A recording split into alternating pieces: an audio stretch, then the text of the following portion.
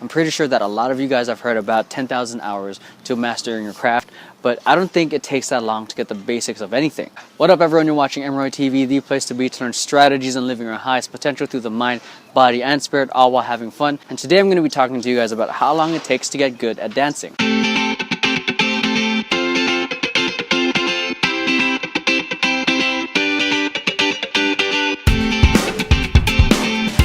Alright, so for the past few videos, I talked to you guys about the 3 phases of progression and the tools that you can use to improve. If you have no idea what I'm talking about, here's the videos that you can check out. I strongly recommend you watching those 2 videos first and then coming back here. So today I'm going to be sharing with you guys a practice method inspired from Josh Kaufman and his book, The First 20 Hours, which is the method that he used to learn any skill. So I first heard about him when I saw this TED Talk and how he improved and learned the basics of any skill within 20 hours. And this really excited me because I wanted to improve my b-boy, I wanted to learn how to do calisthenics, and I wanted to learn how to play basketball. And I actually go into detail of how I actually applied this method to b-boying. You can check out the post right here. I go in great depths of how the practice sessions look like, the moves I was practicing on, and I share you guys clips of how the moves looked at the beginning and also the end result. So essentially you're looking for the 80-20 of whatever skill you're looking for. So it's pretty much figuring out the 20% that will give you 80% of the results. And generally when I'm first teaching anyone to learn how to break dance, I give them a couple moves to work with. Okay, generally 5 first. So I would teach them Indian step or 2-step, okay, a kick and twist, Mr. Wiggles get down, okay, a 6-step, probably a CC or 3-step depending on how well they can shift their weight. And then of course I would teach them how to do a basic pilot freeze. And all of this I can probably teach them within an hour or hour and a half. And then over time we would continue refining it, and refining it. So like I was saying, you figure out the 80-20 of whatever skill you're learning, and then you practice that for 1 hour a day. And I got so excited that I decided to practice all 3 of the skills that I want to improve on. Okay, calisthenics, b-boying, and basketball. So for b-boying, I wanted to improve on freezing on the opposite hand, create a new combo, and work on swipes. So for calisthenics, I wanted to improve my front lever, my muscle ups, and my forearm dips. Okay, now basketball was probably one of my worst. If you asked me to play like a couple years ago, I would have been terrible at it. So essentially, I decided to. One of the reasons I picked this is because I used to hate it growing up. So essentially I just focused on better ball handling, being able to shoot, being able to do layups. So it's how I applied that for basketball. For phase 1, I would just focus on the technique, being able to just practicing by myself. Phase 2, I would play one-on-one games, or I would play with a friend. Phase 3, I would play 5-on-5 games. Okay, when I first did that, that was probably the most scariest experience because I felt like there was so much going on all at once, and I pretty much pissed some people off because of how terrible I was.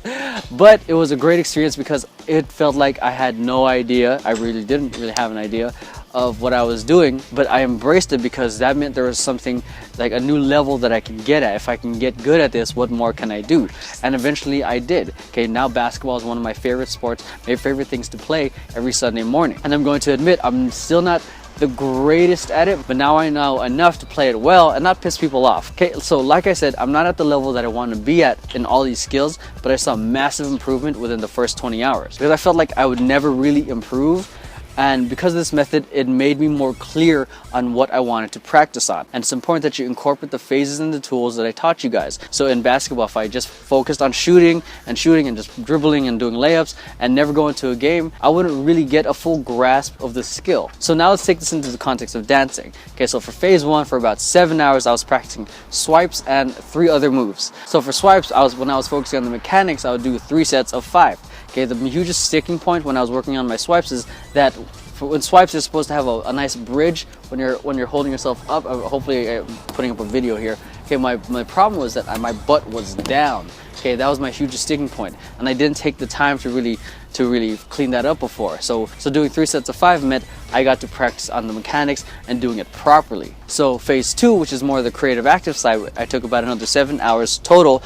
In combination of the other moves I was practicing, of course, I was more experimenting in how to incorporate into a freestyle. I was figuring out how to get into it and out of it. So what I was doing here was using intervals for the freestyling, and I would use sets whenever there were sticking points or parts that was just looking messy. And for here, when I was freestyling, I would just do straight up intervals. Okay, I would do 20 seconds on, 10 seconds off. Okay, I'm a huge believer that bad habits form when we're tired or under pressure. Okay, and I can't constantly put myself under pressure, so but I can definitely make myself tired. So I would do 20 seconds on, 10 seconds rest, okay, for 8 rounds.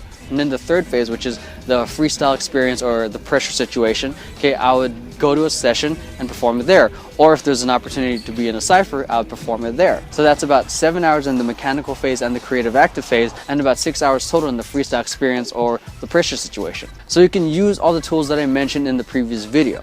Are you starting to see how it's all connected? So you can do 20 hours of a class. I would recommend not going to 1 hour of a whacking class, 1 hour of a breaking class, 1 hour of a hip hop class. Pick one style and focus on it for 20 hours. That way you can get a full immersion and a full experience of it, so you can really start to see the improvement. And the beautiful thing about it, assuming the format is the same for a lot of them, is that you will learn the mechanics, you'll learn the musicality, and then you'll get to perform it at the end of every class. And one of the reasons I love going to a session is because it's instant feedback. You can instantly go from phase 1 to phase 2 and phase 3 all in one session. Okay, you can learn a move from someone. You can practice it and incorporate it to your own freestyle, and then throw it down in a cypher. Take that back, practice the technique again.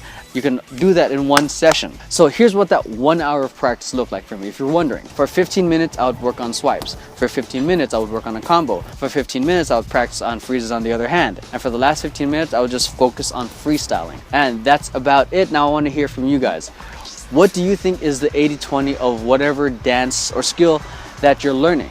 Okay, really take the time to dissect it and let me know by leaving a comment down below. And if you want to get a jump start on learning how to dance, make sure to sign up for my free How to Break Dance for Beginners online workshop. I teach you guys the foundation, and I also give you guys a simple formula so you can put all the moves together. Now before I go, if you like this video, make sure you hit like, subscribe, and share this with a friend who you think might benefit from it. And while you're at it, make sure you head on over to the blog, subscribe to the free newsletter so I can give you guys insight and more beyond Emeroy TV. And if you want to connect, you can find me on Instagram, Twitter, Facebook, YouTube, or over at the blog. Now, we're all called to greatness, whether it's the lowest point of our lives or the highest point of our lives. From moment to moment, we all have that choice to live our highest potential. But at the end of the day, it's really up to us to choose. The world needs your greatness to shine.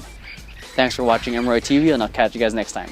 If you've ever wanted to learn how to break dance but don't know where to start, don't live anywhere near a dance studio, or you just feel like you're too shy, stop. Because having worked with students of all ages and sizes, dancing with crews such as Culture Shock, Family Business, Mixed Elements, and Hit the Floor Productions, I know what it takes to go from zero to B-Boy Hero, and so will you when you join me for my free online workshop. Click here to register now.